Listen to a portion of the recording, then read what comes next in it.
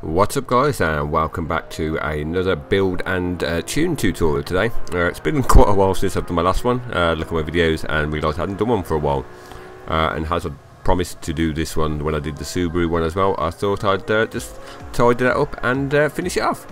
So today we have the Mitsubishi EVO that went up against the Subaru in the EVO Subaru shoot-off.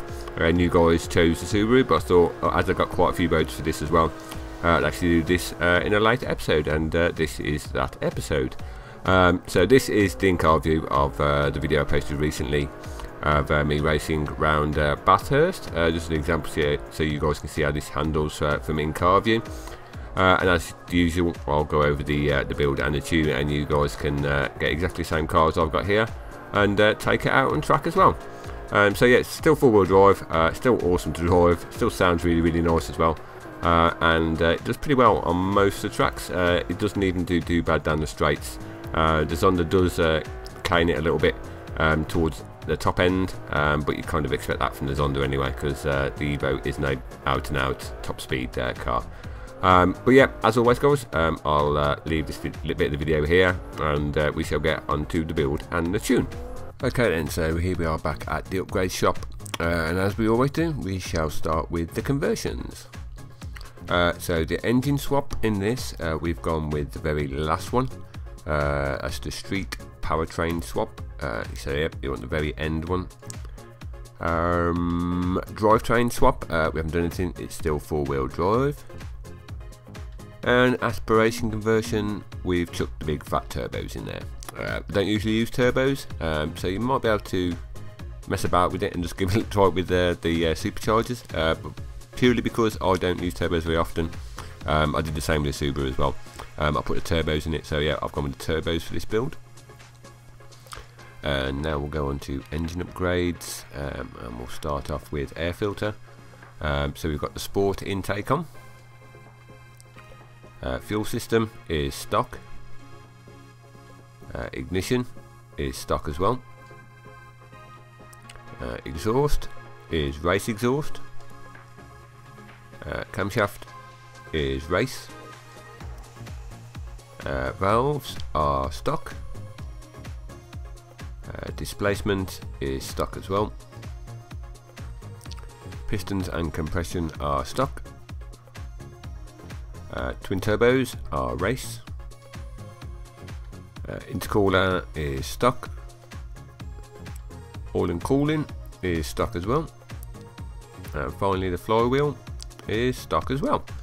So that's all the conversions and the engine upgrades done. So now we'll move on to platform and handling. Brakes are race. Spring and dampers are race as well. Front anti-roll bars are race. Rear anti-roll bars are race as well. Roll cage is race. And along with that, the weight reduction will be race as well. So that's all those done. We're going to drivetrain. Clutch is stock. I use manual clutch, so I don't add the upgrade with it. Transmission is race. Driveline is stock. And differential is race. So that's all of those done. And then we'll move on to tyres and rims. Tyres, we've got the race compound on these, with the front tyre width being max, and the rear well, I can't remember the word then, the rear width being max as well. Memory block. Rim style, here comes another memory block. I can never remember which wheels I actually use on this. It wasn't those ones. Any of them ones? No, I don't think it was any of them. I think it is actually the stock wheels, and we'll find out. Yes, it is.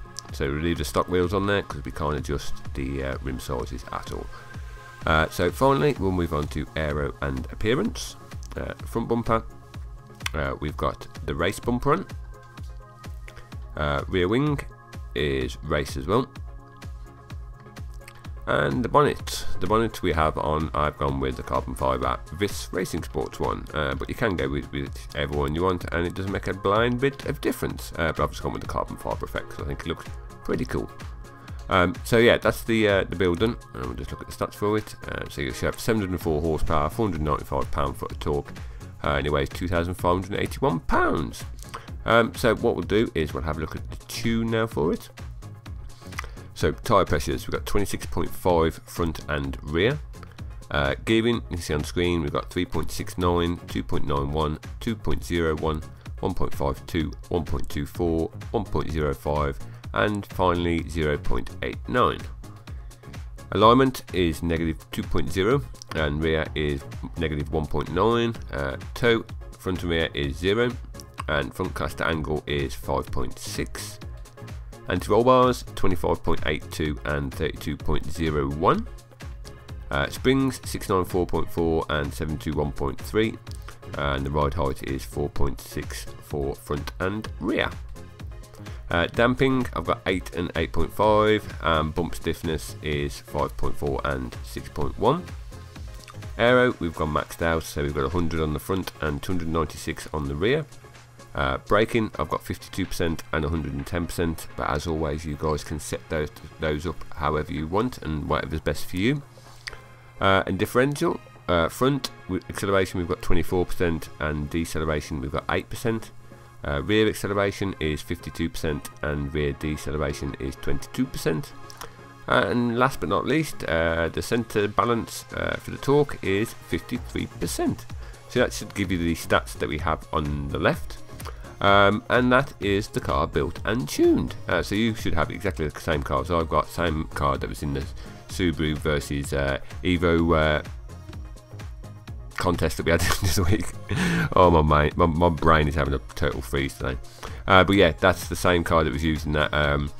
My personal favourite out of the two, I actually prefer the EVO for some of the faster tracks because it has got a bit more top end speed, and the Subaru for some of the twistier tracks.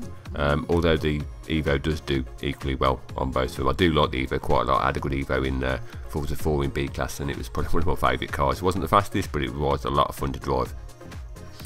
So there you go, guys. As promised, you have the EVO, and now you have the, we had the Subaru, and now you've got the EVO as well.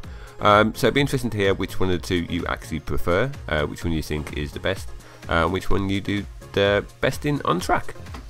So as always, guys, if you enjoyed this and you want to see more, feel free to leave me a like or a comment or a share or some of the other funky stuff that YouTube lets you do. And as always, have fun, and until next time, I'll see you all soon.